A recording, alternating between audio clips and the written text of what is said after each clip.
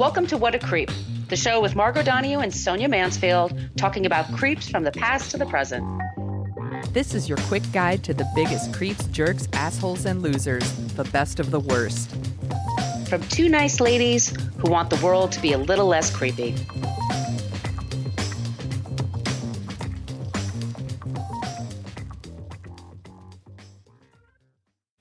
Welcome back to What a Creep. This is Margot Donohue, and my cohort in creepitude, as always, is the amazing Sonia Mansfield. Hey, Sonia.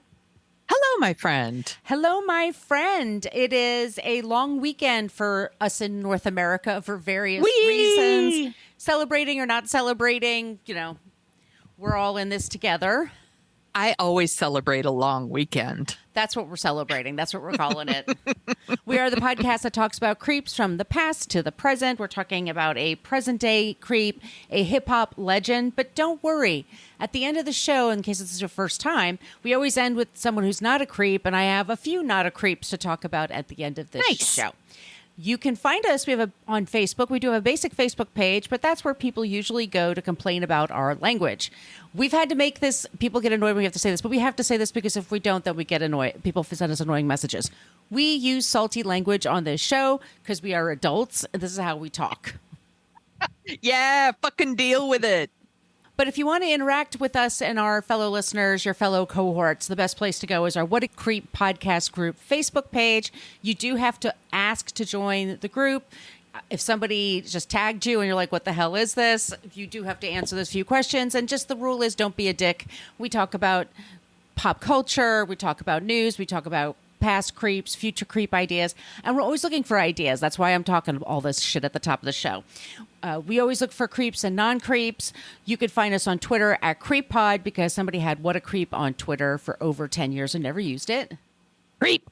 We're on Instagram, What a Creep Podcast, and we have an old-timey email, whatacreeppodcast@gmail.com. That's a great place to send us your comments and suggestions as well. Also, if you would like some stickers, we are happy to send those to you. Just leave us your address wherever you are on the face of the planet of the Earth. Is that the expression or just planet of the Earth? Anyway, whatever. It's been a wild day, you guys. We're just putting the show together for you. Yes, we are. What a Creep podcast group at gmail.com. And Sonia, do you want to tell them about our website? Yes, go to whatacreeppodcast.com and it's everything you ever wanted to know about our podcast, but we're afraid to ask. We have links to all of our past episodes, and in each of those posts are show notes. You can also swipe left or right or up or down on your phone, and you could see all of our show notes. We source every single thing we do. We don't make this shit up, and we want to give people credit for the work they do. And if you're looking to dig a little deeper on our creep, click those links, read those articles. Mm-hmm. There's lots of stuff in there. We also have a link to our merch shop where you could get t-shirts and tote bags and face masks and all kinds of good stuff. So please do that. There's also going to be, I'm going to add it this weekend, a link to our Substack. So if you want to sign up for our Substack, that will be the place to do it. And there's a link to our Patreon page. You want to tell them about that, Margot? Yes, Patreon. You look up What a Creep Podcast, and it's a way to help us support the show. This helps us with getting our news sources and the software and everything we use to keep the show going. We kind of MacGyver this all together with the help of all of you, and we really appreciate that. We have our first 8 seasons up on that wall. We put out 2 bonus episodes every month. Sometimes we do it in the last week, but we put them out there for y'all. We got it in there, just under the wire. Sometimes under the wire. And I just want to thank Lex Graham. That's the only name I saw. Kirsten, Marlene, and Julia for all signing up for Patreon since our last episode. And I'd like to thank Christine, who talked about us in Patreon. We talked about Monsters of Rock in our last bonus episode. Yes. And she said she saw it in Philadelphia and almost sweat to death out there. And girl, same at San Francisco. So I can only imagine what it was like in Philly. Alrighty. What else have I forgotten? Oh, if money is tight, you could feel free to help us out by just leaving us a review. iTunes, Spotify. I just heard Good Pods, by the way, they're always really good to us. I just heard, Sonia, this week, Stitcher is going to be phasing out their app. I heard that too. I'm sorry, in August. So I think they're going to use Pandora instead. Oh, okay. But there's lots of good apps out there. But sorry if y'all Yeah. get Stitcher. That's a bummer because I know people really liked that app. I know. It's been around a while. It has been, I think, since the beginning, really. It's one of Yeah. those. Yeah. Alrighty then. So, Sonia, are you ready to talk Yeah. about our creep today? We take turns, like I said. This is Sonia's turn this week. Yes, I posted in our Facebook group and asked people for recommendations or referrals, requests, whatever you want to call it. I was like, send your creeps my way. And this one got mentioned and got a lot of upvotes. So again, we're interactive in that Facebook group. Right. So we are going to be talking about Russell Simmons. Sources for this episode, again, we source everything we do. The Atlantic, Biography, Complex, The Daily Beast, The Hollywood Reporter, Los Angeles Times, The New York Times, On the Record, which is a documentary on Max, PBS, People Magazine, Variety, and of course, our good friends at Wikipedia. Trigger warnings, y'all: sexual harassment, sexual assault, and rape. So if this isn't if you're sensitive, maybe this episode isn't for you. So, Russell Simmons helped create rap and hip hop culture as we know it. He took hip hop culture and honestly turned it into a business. He co-founded Def Jam, pioneered the rap rock crossover, Run DMC's Walk This Way, which they did with Aerosmith, and really just made rap fucking huge. He has co-produced a lot of your favorite hip hop and rap singles. He has worked with people from like Curtis Blow to LL Cool J, and he brought hip hop style to the fashion world and created what we now know is like a global audience for rap music. He made $300 million doing it. Wow. He's fucking rich. He's also a creep who has allegedly sexually assaulted 18 women that we know of. So let's start at the beginning. Russell Wendell Simmons was born in Hollis, Queens, in New York. It's Christmas time in Hollis, Queens. I knew you were going to say that. Bob's cooking turkey egg collard greens.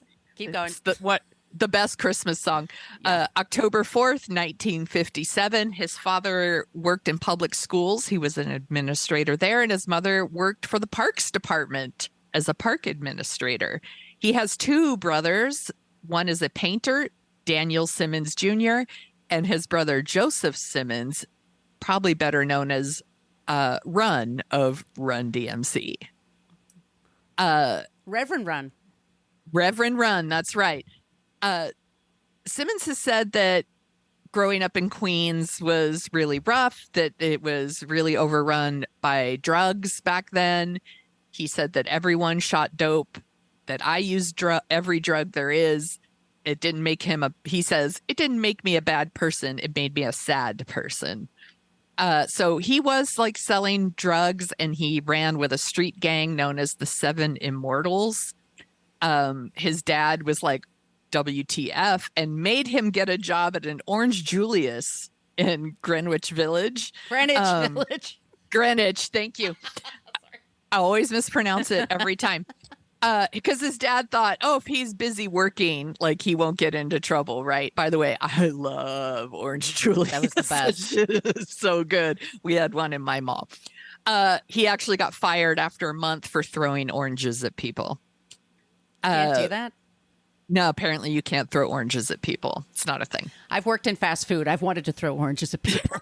I get it. I get it. I can't cop him for that. Yes. So a member of his gang from the Seven Immortals was murdered, and that was really like his wake-up call where he's like, oh shit, what am I doing? So he quit the gang and he started attending school at the City College of New York in Harlem. And he was only there for like a hot minute because while he was there, he met this young DJ named Kurt Walker, and he introduced him to something called hip hop, which was taking over New York. And if you haven't seen, there is a show on Netflix called The Get Down, which does a really good job of showing how it's a fictional show, but it's based in reality, obviously, and it shows how this grew up in New York. It's really good. Anyway, Kurt Walker, you might know by his other name, Curtis Blow. Indeed. So if you've never heard of The Breaks, please go listen to The Breaks because it's fucking dope.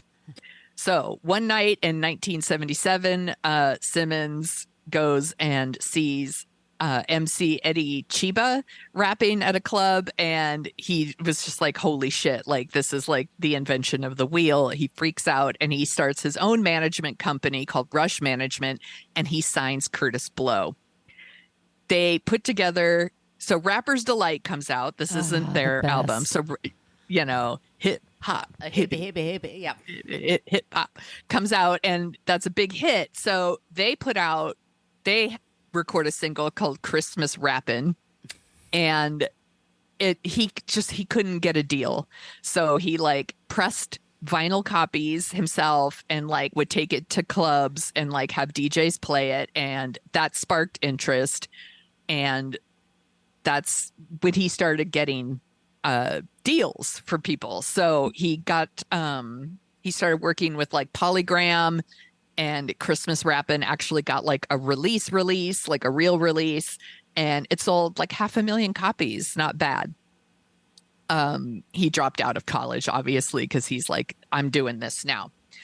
In 1982, Russell Simmons' younger brother started Run DMC, and he produced 2 songs for them. It's Like That, and That's the Way It Is, and Sucker MCs. These songs are fucking dope, by the way. Like all these things are like my jam.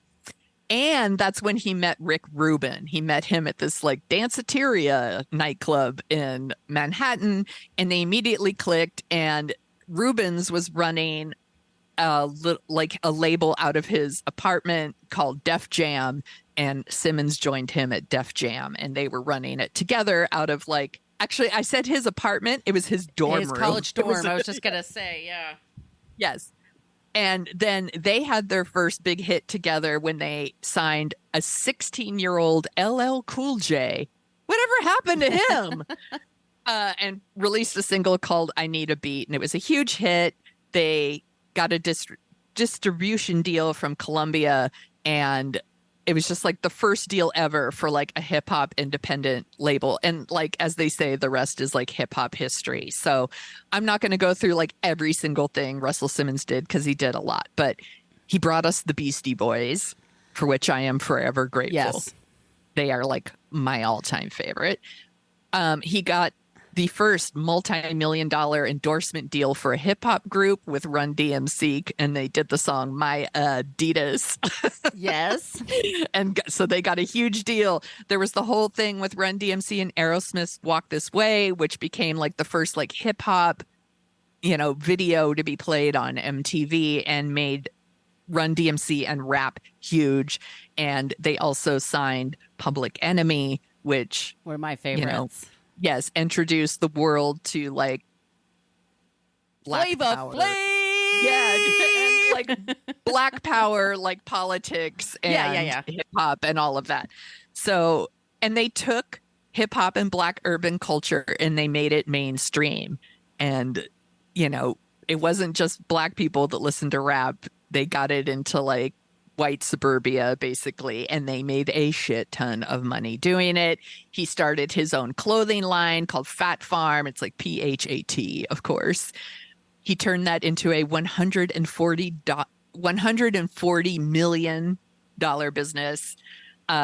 He inked a deal with CBS that was worth over $500,000, but then he sold it later for $120 million. Jesus Christ. I know. He started television stuff. So he did like Russell Simmons' Def Comedy Jam. And that's how, this helped people like Bernie Mac, Chris Rock, Martin Lawrence.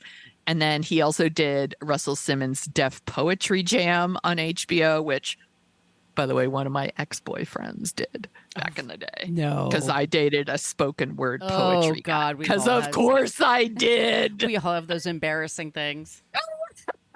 Very 90s. So 90s. He had the goatee, the whole thing. He also like started a like financial services company called UniRush that offered like prepaid debit cards. He ended up selling that for $147 million. Oh my God.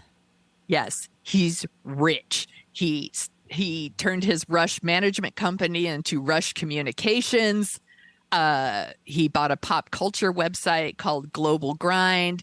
They have Deaf Pictures, which does movies, you know, like your what's the one like Deaf Comedy Jam, like How to Be a Player with Bill Bellamy, like all that stuff.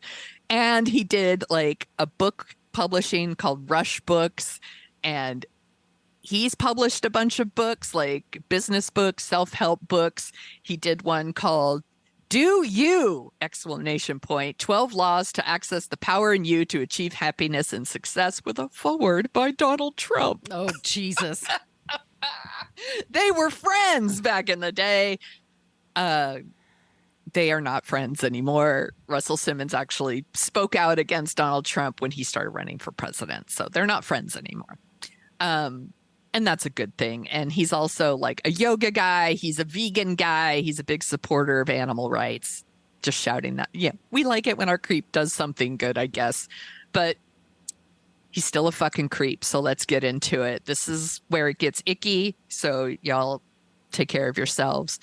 We're going to start with Sherry Hines. She was a member of a rap group called Mercedes Ladies. I just fucking love these names. Oh, They're that's so amazing. good. Mercedes Ladies. And she was signed by his label, and she went into his office to have what she believed was a meeting with him. And instead, he threw her down on a couch and he raped her. She was 18. So awful. A woman named Lisa Kirk said like she was dating like a friend of his. They were all at like a nightclub. She went in to use the ladies' room, and he followed her in there and attempted to rape her in a stall. Jesus Christ. Yes.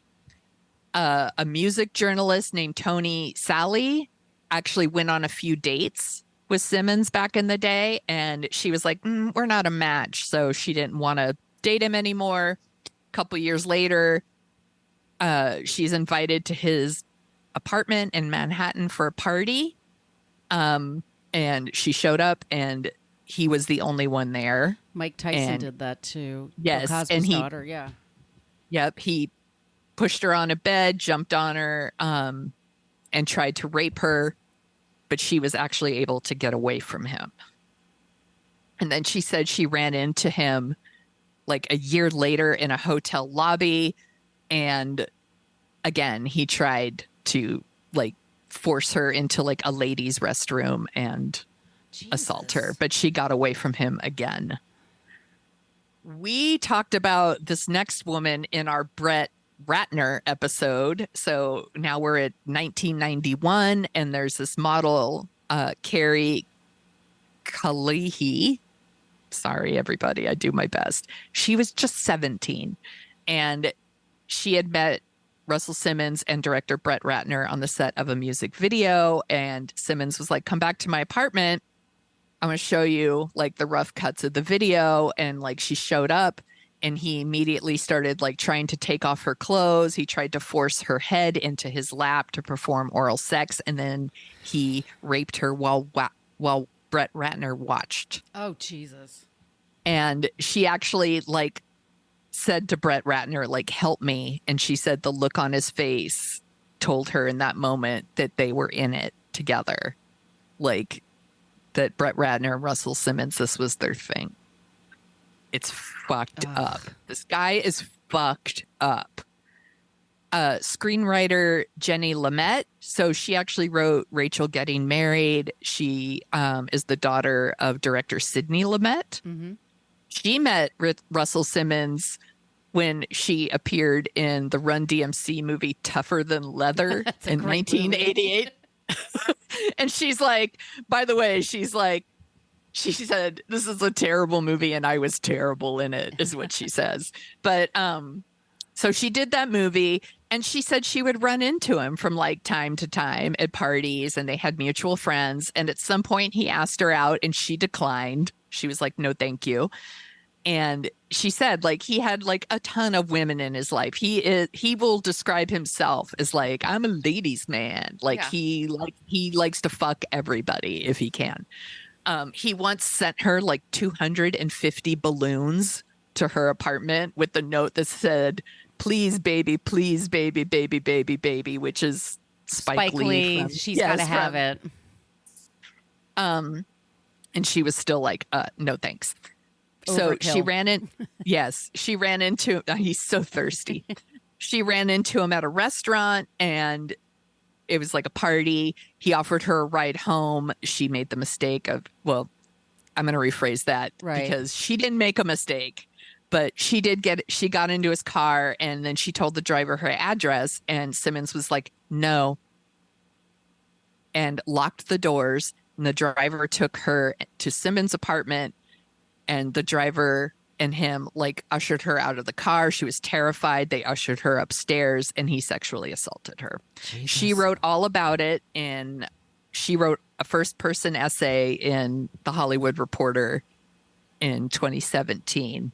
And I read the whole thing. It's really chilling to read. And she wrote it because this is when Me Too was happening and a couple of other women had come out. And he was just like, I would never do that. Like, I am a, peaceful man. I would never assault a woman, blah, blah, blah. And she wrote in her essay, I don't recall ever meeting any of the women who have spoken out against you, but I can't leave those women twisting in the wind. Maybe the recalling of this incident can be helpful. I don't know if it can. Like, basically, she was like, I needed to stand up and support these women. Right. As they were telling their stories.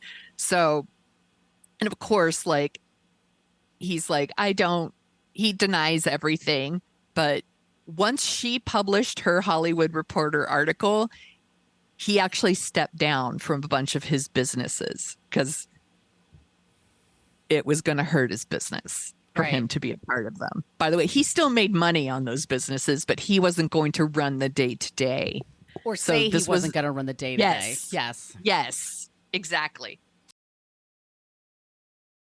So after her article comes out, a bunch of other women come forward. And one of them is Syl Abrams. And she worked as an assistant at Def Jam. And she said that this was in the early 90s. And she said her and Russell Simmons actually dated for a while in the early 90s. And then she was like, they broke up and she was done. And she, years later, she's got a new boyfriend and she met him somewhere. They went to a party. He took her back to his apartment and he raped her in his apartment. Another woman, Alexa Norton-Jones, she's actually a daughter of a former lawyer and a speechwriter for Martin Luther King. Oh, Jesus. She went on a date with Russell Simmons in the 90s. And then he invited her to see his new apartment. And when she walked in, he pinned her to a wall and raped her. This is his thing. Like, he lures people back to his apartment. Right. And he rapes them. And a lot of these women, by the way, are women that were just trying to do their jobs. Like, yeah, or, it doesn't matter. Like, you don't have the right to rape somebody just because they enter your home. It's not like a vampire.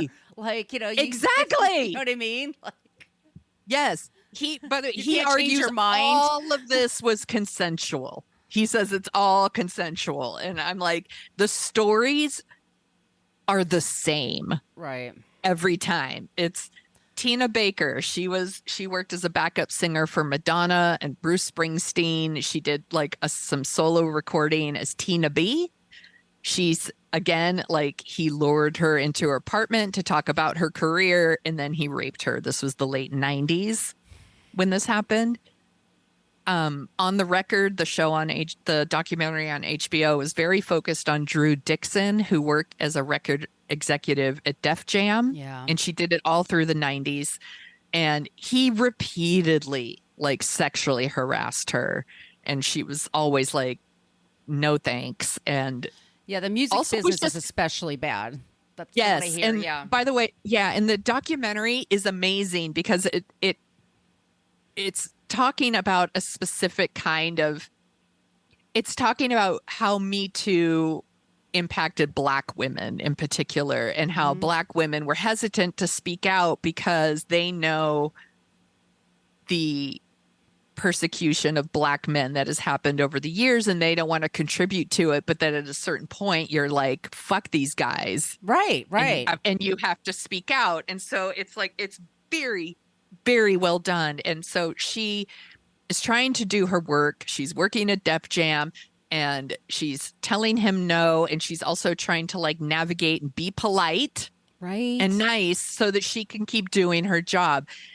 And she's really good at her job. She signs all kinds of awesome people like, you know, Mary J. Blige, Method Man and Redman, Notorious B.I.G., like works with P. Diddy, like she's working with everybody. He's harassing her all the time. Trying to like get her into his apartment all the time. At one point, he exposes himself to her in his office, whips out his dick, which who are these dudes? I don't understand.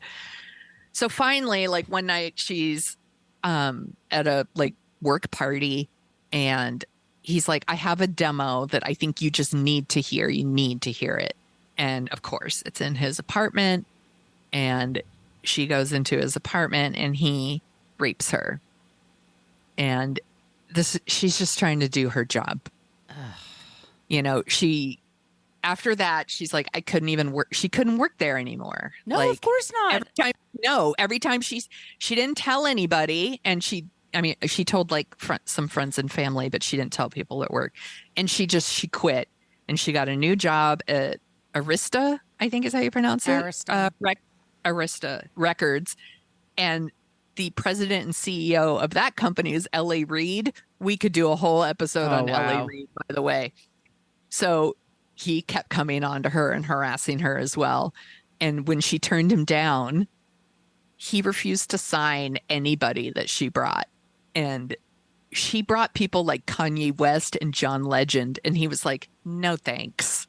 What an asshole. What an asshole. Holy shit. People just want to do their jobs. She loves music. Yes. You know, it's like what she wants to do and she's good at it. Just let her do her job. Again, the documentary is so fucking upsetting because after that, she is like, okay, I have to cut off that part of myself. And she like runs in the opposite direction. She goes to like Harvard Business School, and, like meets a man there, has kids, and just refuses to like do anything creative because it like hurts to do it. It's awful. It's so sad. Okay. Few more women, y'all. Bear with me. There was actress Natasha Williams-Block. She was 18 when she met Russell Simmons. She was working on How to Be a Player with Bill Bellamy. I didn't see that movie. No, did you see that movie? I'm not a Bill Bellamy person. Yeah. I was like, he used to be an MTV VJ. Yeah. He's fine. It's fine. Yeah. Whatever. He's handsome, but everybody thought he was hilarious. I'm like, yeah. He doesn't make me chuckle. But yeah. So he invited her to his home in LA. This was 1997 for yoga class. Again, big yogi guy. So she goes to the yoga class. And after the yoga class was over, he tried to assault her. He tried to force her head into his lap again. And she got away from him and insisted she had to go back to her dorm to do schoolwork. And Jesus like Christ. Fucking ran. The Countess herself, Luann. From De Lesseps. Yes, from Real Housewives of New York City said that one time she got in an elevator with Russell Simmons and he grabbed her ass. And that she said he was just a pig. She said she was horribly grossed out and that she said, how dare you to him. She does that a lot. But yeah, how dare he? I mean, come on. Yes. Aaron Beatty, who worked as a massage therapists you get all my sympathy. Yeah. She worked as a massage therapist in Seattle. He was staying in the hotel. He ordered an in-room massage. This is 2005. And he exposed his junk to her and tried to get her to jerk him off, basically. And she was like, no thanks. Meep, and meep. Yeah, she is like the ghost outline. Meep, meep. She found the smoke outline of her. She didn't do it. And she said that he got angry. He couldn't believe that she said no. Like, Don't you know who I am? Don't you know who I am? It's time to touch my deaf comedy penis. Fuck this guy. Documentary filmmaker Jennifer Jarosik. She dated him for a little while and they broke up. She went to his house in 2016 to talk about a documentary she was making. He asked her for sex. She said no. And then he got angry, became physical, and assaulted her. Jesus. She ended up suing him for $5 million, but they settled out of court. Good for her. So, yes, I don't know what the settlement was because they didn't. Yeah, she has to sign an NDA and all that crap. Exactly. Yeah.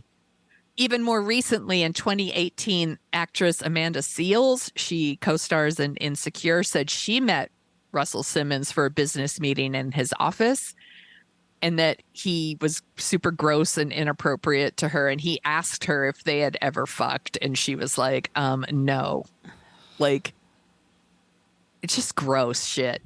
And I think we talked about this in one of our episodes before. Actor Terry Crews, who is on Brooklyn Nine-Nine. And I think he's on is he on one of those like America's Got Talent or I don't know. Yes, I think he is. I think he's like the Ryan Seacrest kind of person.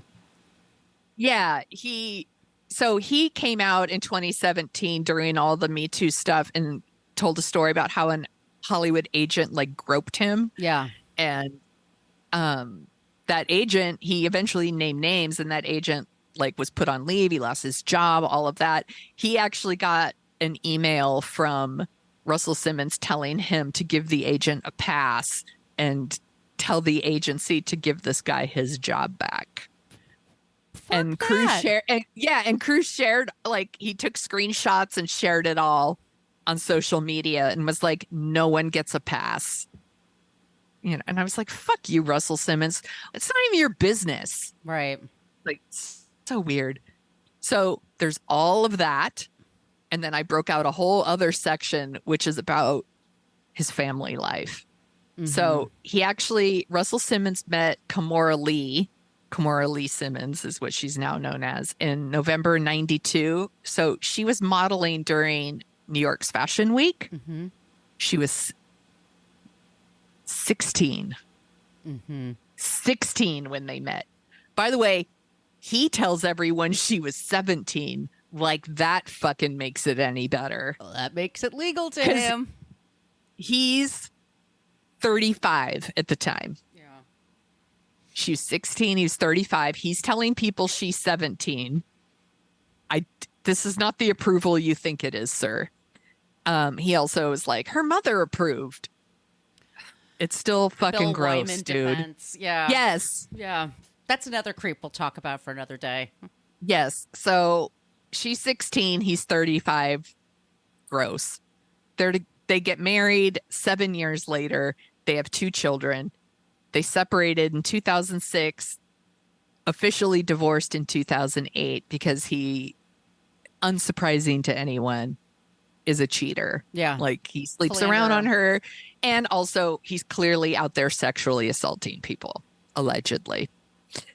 But he's not on good terms with his kids at all. Like, and he's not on good terms. They tried to keep it polite for a little while. Like, it was like, yeah, you know, we're going to still be great co-parents and blah, blah, blah. But that didn't last very long. And they are clearly not friends. Just this past Father's Day, one of his daughters, her name is Ming, went on Instagram and posted a photo of her and her mother and said, "Happy Father's Day," and tagged her mom. Yeah. Wow. Yeah. And then he was clearly super triggered. And then he goes on Instagram. This is all like social media war at this point. he goes on social media and says, stop telling fathers they should have fought harder to see their children and start asking mothers why they had to fight it all. That's his big thing. Oh, fuck And off. I know, seriously. And then Kimura was like, you know what? Fuck you. And she went on Instagram Live and just was like, we've had enough of your bullshit. Like, we've been tolerating your abuse for years. And she's like, I have receipts. I like receipts. I've been collecting them. I've been baking a cake. And if you want it, let me know, is what she said to him. I'm sure he's been gaslighting her. And when you're getting Yes. gaslit, you start to collect receipts because they love to tell you how crazy you are, or you overreact, Yes. or you're emotional, or blah, blah, blah. Yes. Yeah. She is not having it. Right. So she also said in that Instagram, she's like, I am the primary caretaker of this family, and that he's cut his children off financially. Their other daughter, I want to say it's Aiko, also chimed in on social media, and she had the receipts too. She shared a recording of Russell Simmons yelling at her on a FaceTime video. And she said, this is all he does every time we speak. And she said that he has threatened and bullied her sister, that he has threatened and harassed their grandmother, who's like not in very good health. She said he sent a man to his sister's apartment at 2 a.m. to scare her. What the fuck? And I know. And she said he lashes out at anyone who does not say, oh, Russell, everything is fine, which is clearly feels very accurate, let me say. Like, all of these women that all these stories are shared are women. They all told him no. And he does not take no for an answer. Right. He's entitled. He's a fucking creep. He doesn't And live in the that's- U.S., right? He lives overseas. So he's been flying back and forth between the U.S. and Indonesia. Right. Indonesia does not have extradition laws to the U.S. So he flies in for like rando things, and then he immediately flies out. I have read that the police have open cases, but they have not pressed any charges Yet. So it could still happen. Right. I hope it does. Yeah. I hope they hold this guy accountable. And that's our fucking creep. Good Russell job, Simmons. Sonia. Oh my God, what an asshole. He's such an asshole. I told you off the air, I worked at Child Magazine like 20 years ago. Oh my God, it was so long ago. But we used to do a fashion show during Fashion Week, and Kimura Simmons was like one of our designers. And he would always say he'd show up. It was like for a couple of years I was there. He'd say he'd show up, and then he never showed up. But like he just had no interest. It wasn't surprising when they got divorced. It was like, oh, she's beautiful, by the way. She's stunning. Yes, her daughters are also like Gorgeous, beautiful, and it doesn't appear that Russell Simmons is very canceled for this kind of action too. Like, you know, people talk about cancel culture. Like, he still makes money off his various businesses. Right. You know, he recently, I think the most recent thing I saw was he did a bunch of like hip-hop NFTs, which, you know, I don't even really know what that means, but like Snoop Dogg was involved, and, you know, he still like gets big names to do his dirty work. Yeah. Well, yeah, that's the music business. Seriously, so gross. All right. Well, do you want to hear about some nonprofits that are not gross? Please. So these are just a list of hip hop nonprofits that are out there, just so you don't feel like we said, like the world is a total trash fire. There's the Center for Hip-Hop Advocacy, and they have a podcast called Hip-Hop Can Save America. And it's a source of independent journalism, curating and creating articles, editorials, and multimedia places that help tell hip-hop's complete story. They conduct original primary research, measuring hip-hop's impact on the arts, culture, community, education, politics, activism, philosophy, and more. Ooh, I love this. Right? There's Hip Hop for Change. They break down the barriers between youth and justice issues that affect their lives, communities, and hip hop as a vehicle. Through this work, they educate, employ, empower historically marginalized communities and inspire the next generation of leaders advocating for change. Their whole thing is they are reclaiming hip hop culture as a vehicle for education, empowerment, and cultural innovation. And they're out of the Bay Area, which is where Sonia lives. Mm-hmm. There is the Ladies of Hip Hop, which is a nonprofit organization that provides artistic opportunities for girls and women in hip hop culture. Nice. Yes. Through female-powered workshops, performances, public talks, and professional development training. So they're helping educate the next hip hop leaders. And then our girl Rihanna, she has a global scholarship program, which is to help grant funding to international students enrolling in a U.S. university through the Clara Lionel Foundation. And it's named in honor of her grandparents, Clara and Lionel Braithwaite. And, That's awesome. And those are just a few of the hip hop nonprofits I wanted to highlight. Of course, they'll all be in our show notes, so you can check them out for yourselves and support them. I think that's amazing, and I think it's a nice way to end this show today. Yes. Great picks. Thank you. Well, that's our show today. And if you like the sound of our voices, we also co-host a show called Dorking Out, where we dork out about movies. Our last movie was Big Business with Lily Tomlin and Bette Midler, which we thoroughly enjoyed. And Lily Tomlin and Bette Midler. And Fred Ward, who's hilarious. Yes. And our next movie, Sonia, what's that going to be? Close Encounters of the Third Kind. We've decided to do a big summer blockbuster. Right in the middle of summer. It's the perfect time to do these kinds of movies. I watched it the other night. I'm going to watch it again. It's so beautiful. It totally holds up. I have some thoughts about the Richard Dreyfuss character, but we'll talk about that when we talk about that episode. And we also offer our pop culture recs, what you want to stream and watch and listen to. We do that for you. So that's the end of every show for that show. And please reach out to us wherever, all those places I mentioned at the top of the show. If you have any ideas for creeps and for non-creeps, we love it when you use the Antipods gift. We got one from Ghostbusters, but use anything you want. Use your imagination. Y'all are clever. Our email, once again, is whatacreeppodcast, spell that all out, @gmail.com. We do have stickers if y'all want some stickers. And Sonia, where can they find you? You can find me at thesoniashow.com and The Sonia Show on Twitter and Instagram and the TikTok, where I'm there to ruin it for the kids.